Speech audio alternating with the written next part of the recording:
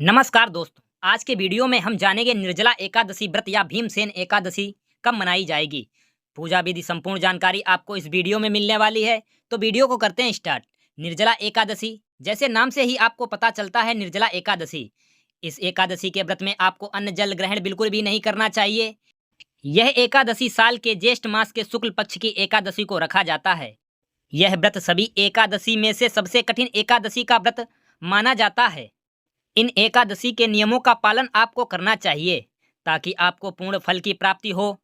शास्त्रों में ऐसी मान्यता है कि केवल निर्जला एकादशी व्रत करने से मात्र आपको साल भर 24 एकादशी के व्रतों का पूर्ण प्राप्त हो जाता है। अतः जो साधारण वर्ष में समस्त एकादशी का व्रत का पालन करता है, उसे निर्जला एकादशी करने से उतना ही फल प्राप्त हो जाता है। इसलिए यह व्रत कठिन तप और साधक के समान महत्वपूर्ण माना जाता है। यह व्रत मानसिक और शारीरिक स्वास्थ्य के नजरिए से भी अति महत्वपूर्ण बताया गया है। यह एकादशी व्रत भगवान विष्णु की आराधना को समर्पित है। इस एकादशी का व्रत करने से श्रद्धा और सामर्थ्य के अनुसार दान करना चाहिए। जो इस एकादशी को श्रद्धा पूर्वक व्रत रखता है, उसके सारे पापों से मुक्ति प्राप्त हो जाती है। विशेष एकादशी का पूजन का एक अलग ही नियम होता है। इस व्रत में फलाहार की भी मान्यता नहीं है। इस व्रत को रखने से आपके मन को शांत करना चाहिए।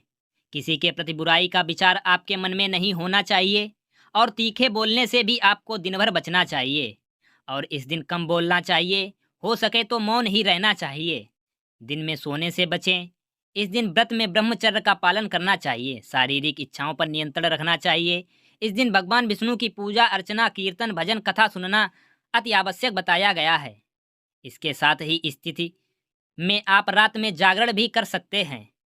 द्वादश के दिन सूर्य उदय के बाद आप व्रत का प्रांगण किया जाता है, लेकिन प्रांगण से पहले जरूरतमंद को दान दक्षिणा देना अति आवश्यक बताया गया है। व्रत के दौरान क्रोध, लोभ और नकारात्मक विचारों को दूर रखना चाहिए, अन्यथा व्रत का लाभ नहीं मिलता है। विधि पूर्वक व्रत रखने का एक विधान है।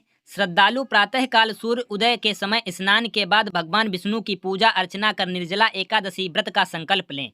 साधक और श्रद्धालु के लिए यह आवश्यक है कि यह पवित्रीकरण के लिए आचमन के लिए एक जल के लोटे के अतिरिक्त अगले दिन सूर्य उदय तक जल की एक बूंद भी ग्रहण ना करें और ना ही अन्न व फलाहार कर सकते हैं।